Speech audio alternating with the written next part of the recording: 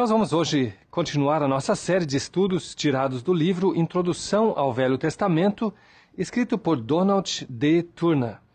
E é muito bom ter você aqui conosco e eu espero que você possa ser muito abençoado com a lição de hoje, cujo tópico é o quinto livro de Moisés, chamado Deuteronômio. Jesus Cristo, o Salvador, em sua vida terrena, manifestou um apreço altíssimo pelo livro de Deuteronômio e uma confiança sobremaneira notável em suas verdades, quando citou somente desse livro passagens em sua defesa contra os ataques de Satanás na tentação do deserto. As seguintes referências provam o que afirmamos. Deuteronômio 6,13 com Mateus 4,10 e Lucas 4,8, Deuteronômio 6,16 com Mateus 4,7 e Lucas 4,12, Deuteronômio 8,3 com Mateus 4,4 e Lucas 4,4. O Senhor tem sido por isso comparado a Davi, que escolheu uma de 5 pedras e com essa só matou o gigante. 1 Samuel 17, 40 e 49. Não menos forte é a sua aprovação no livro de Mateus 22, 36 a 38, onde cita Deuteronômio 6, 5, como o primeiro e grande mandamento. Amarás o Senhor teu Deus de todo o teu coração, de toda a tua alma e de todo o teu entendimento. Deuteronômio 18, 18, comparado com João 5, 46 e 17, 8, é uma referência direta de Moisés a Cristo e de Cristo a Moisés. Os apóstolos fizeram muitas referências ao livro de Deuteronômio, de tal maneira que não há dúvida que era considerada por eles como obra autoritária, inspirada por Deus e escrita por Moisés. Em Atos 3, 22 e 7, 37, há referências a Deuteronômio 18, 15 e 18. Em Romanos 2, 28 e 29, temos referência a Deuteronômio 10, 16. Em Hebreus 12, 29, é dito que Deus é um fogo consumidor, citando Deuteronômio 4, 24 e 9, versículo 3. Em Romanos 12, 19 e Hebreus 10, 30, lemos que a vingança pertence a Deus, verdade essa que é declarada pela primeira vez em Deuteronômio 32, 35. Além dessas referências, há várias outras que falam de distintas coisas na lei que são repetidas, como não atarás a boca ao boi quando debulha, Deuteronômio 25, 4, 1 Coríntios 9, 9, 1 Timóteo 5, 18. A história relatada em Judas 9, em que o arcanjo Miguel disputa com o diabo a respeito do corpo de Moisés, teria pouca significação para nós se não fosse o último capítulo do livro de Deuteronômio. Veja também Deuteronômio 31, 24 a 26. Este livro tem o nome de Deuteronômio, que significa segunda a lei. A necessidade de ser repetida a lei pode ser percebida ao compreendermos que todos os homens que saíram do Egito e viram a maneira majestosa com que Deus entregou a lei ao povo tinham falecido, com exceção de Caleb e Josué. Muito poucos dos que ouviram o discurso de Moisés poderiam recordar-se ainda da primeira ocasião. Também que o povo havia provado ter dura cerviz, isto é, era empedernido em sua teimosia, e estava pronto para esquecer-se da lei e das promessas de Deus. Agora, com a terra prometida à vista, era boa hora de relembrar-lhes que Deus era aquele que havia feito a promessa e que os tinha trazido fielmente até ali. E também que desde a sua entrada na terra de Canaã, sua vida econômica e social se transformaria, pois na segunda vez em que a lei é expressa, lemos a respeito de cidades em lugar de acampamento. Em alguns outros pontos, a lei foi modificada, como por exemplo em Levítico 17, 3 e 4, onde fora proibido terminantemente que algum israelita matasse um animal para alimentar-se dentro do acampamento. Antes, os israelitas tinham que trazer o animal que deveria ser abatido no tabernáculo e deveriam doar a porção que cabia ao Senhor. Porém, em Deuteronômio 12, 15 e 16, os israelitas foram desobrigados dessa norma e daí por diante podiam matar e comer os animais limpos em todas as cidades quantas vezes o quisessem, contanto que não comessem sangue. Este livro cobre cerca de 2 meses de história. Compare Deuteronômio 1:3 com Josué 4:19. Os próprios discursos não tomariam mais que algumas horas, é verdade. Porém, o último capítulo fala de 30 dias de luto por Moisés. O livro se compõe de diversos discursos ditados por Moisés, que são seus últimos conselhos e seu último testemunho ao povo que ele havia conduzido do Egito e liderado sob Deus por 40 anos. A cena do capítulo 34, em que se vê Moisés a sós com Deus, no cume do Monte Nebo, que está de frente de Jericó, é muito comovente. O Senhor lhe mostrou toda a terra tão extensa e tão fértil, e lhe repetiu a promessa de que a daria aos filhos de Jacó.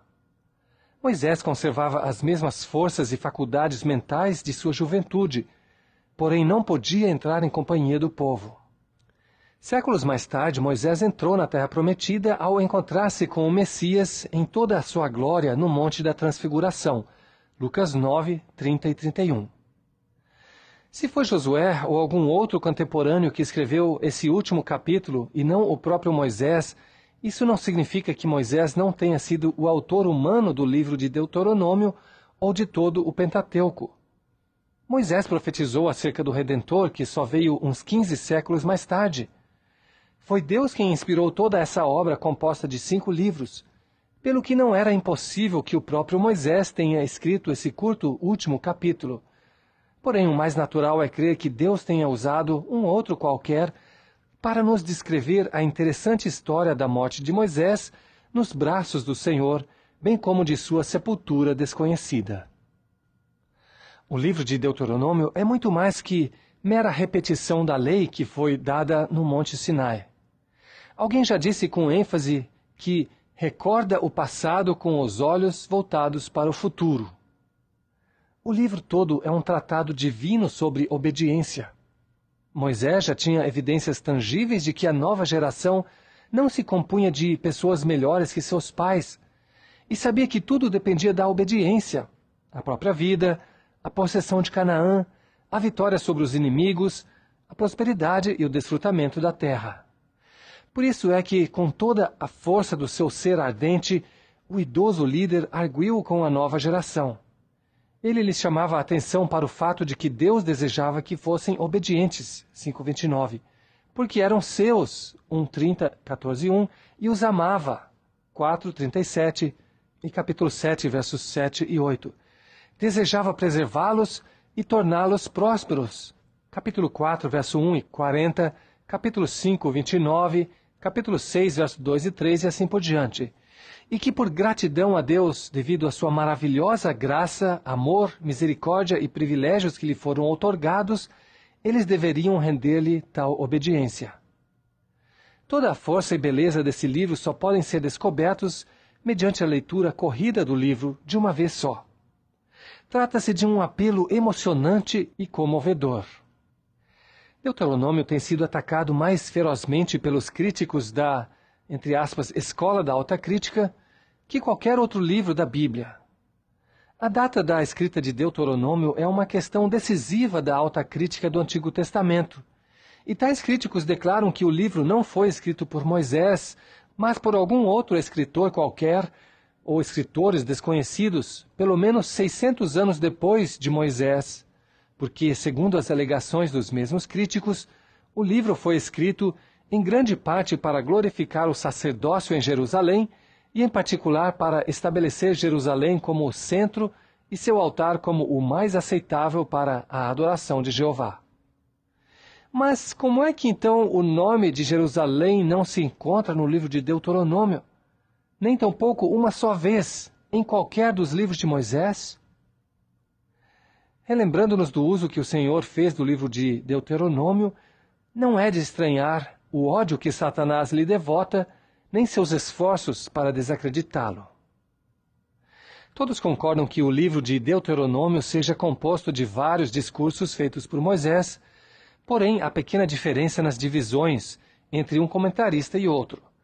Seguiremos o seguinte esboço. A primeira divisão, a recapitulação das peregrinações de Israel e da paciência de Deus. Capítulo 1, verso 1, até capítulo 4, verso 43. A segunda divisão, a recapitulação das leis do Sinai. capítulo 4, verso 44, até capítulo 11, verso 32. A terceira divisão do livro de Deuteronômio, leis especiais para serem observadas em Canaã, capítulos 12 a 26.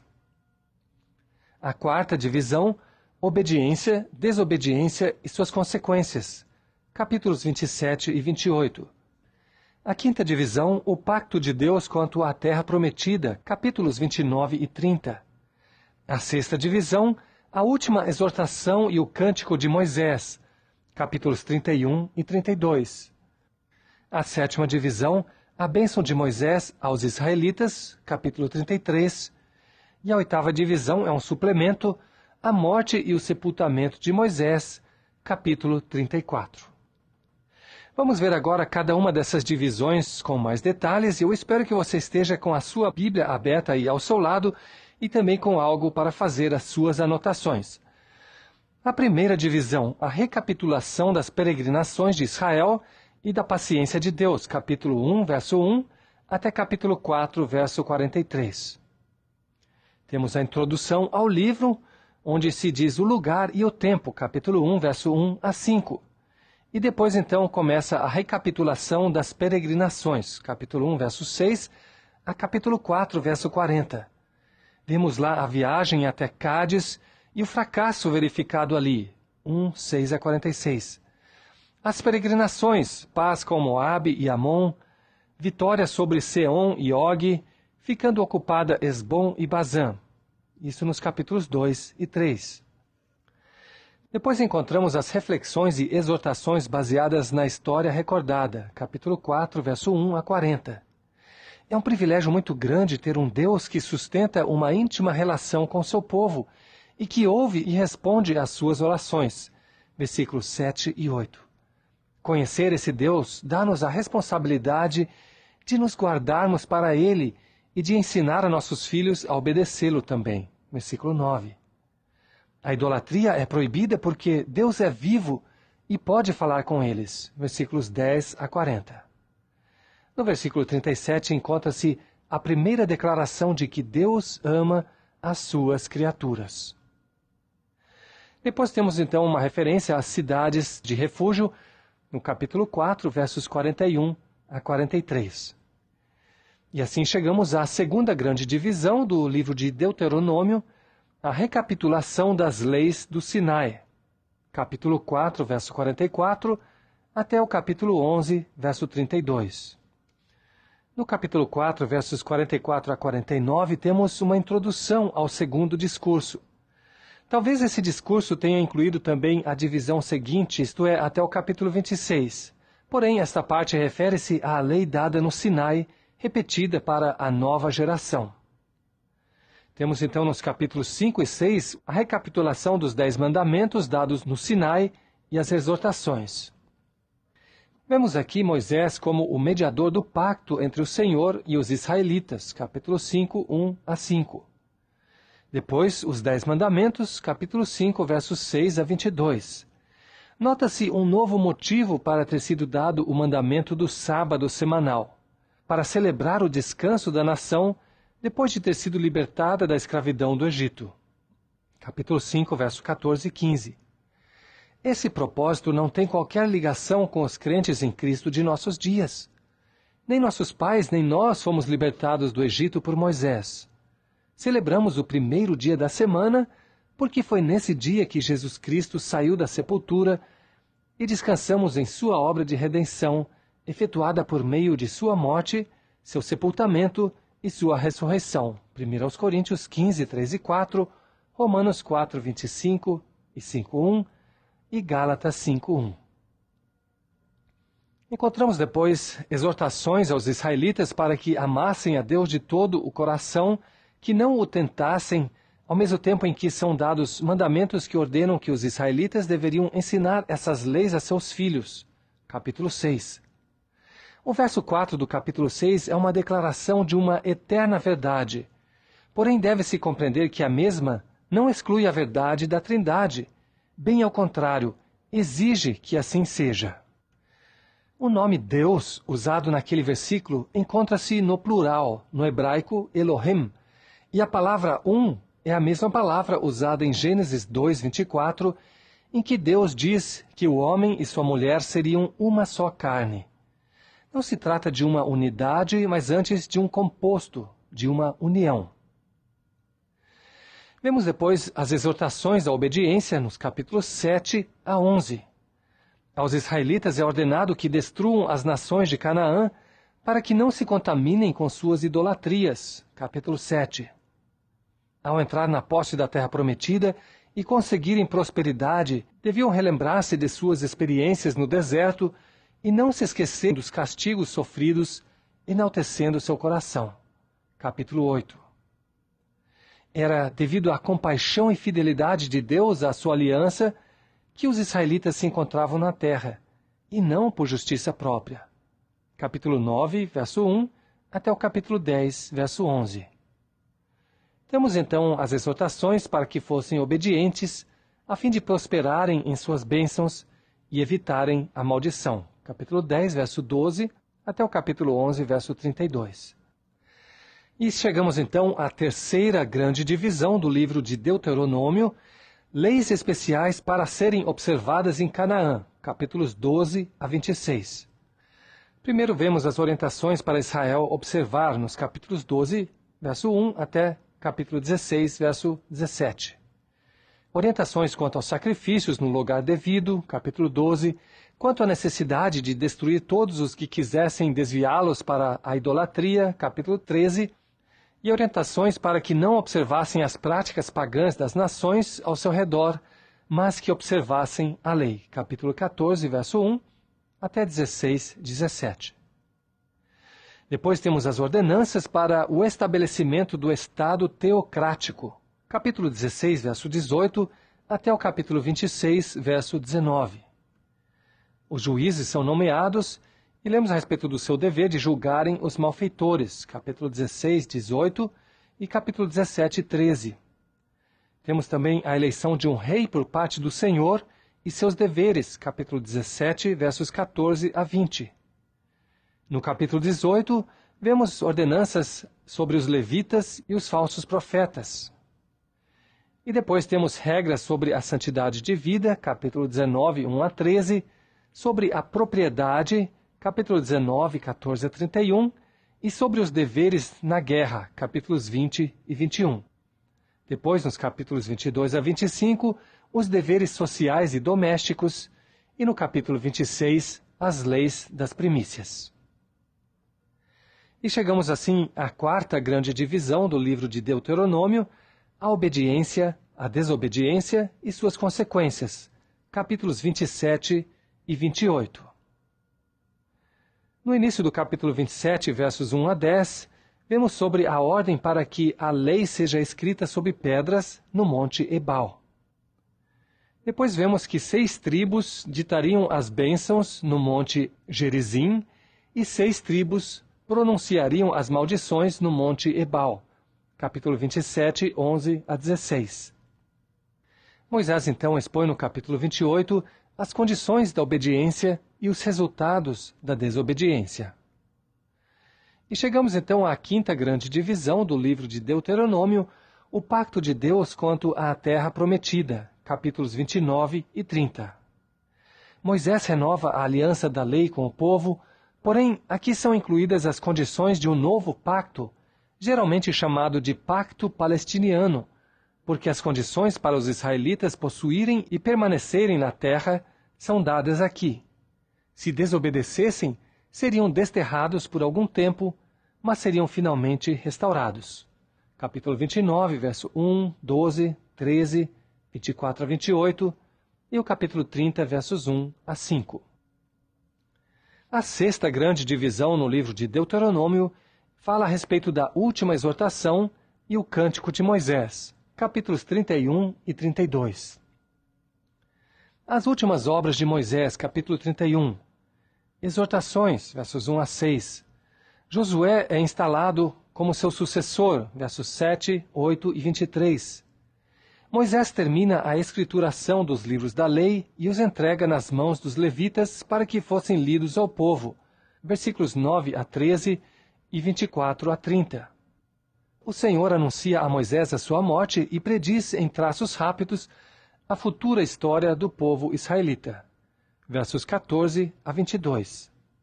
E no capítulo 32 temos então o Cântico de Moisés. E chegamos assim à sétima grande divisão do livro de Deuteronômio, o capítulo 33, falando da bênção de Moisés aos israelitas. Nota-se neste capítulo a menção de miríades de santos, ou anjos, que estavam com o Senhor no Monte Sinai, quando Deus entregou a lei a Moisés. Deuteronômio 33, 2, Atos 7, 53, Gálatas 3, 19, Hebreus 2, 2, Apocalipse 5, 11. A lei é chamada aqui de herança, versículo 4, conforme Salmo 119, 111. As palavras do versículo 27, o Deus eterno é a tua habitação e por baixo de ti estende os seus braços eternos, são palavras que têm consolado milhares de pessoas. Por fim, nós temos a oitava divisão do livro de Deuteronômio, que é um suplemento à morte e o sepultamento de Moisés, no capítulo 34. Este capítulo é maravilhoso. Nenhum homem jamais poderia criar os detalhes aqui relatados. Deus mostrou a Moisés toda a extensão da terra prometida. Moisés faleceu ali aos 120 anos de idade, mas com todo o vigor de sua juventude.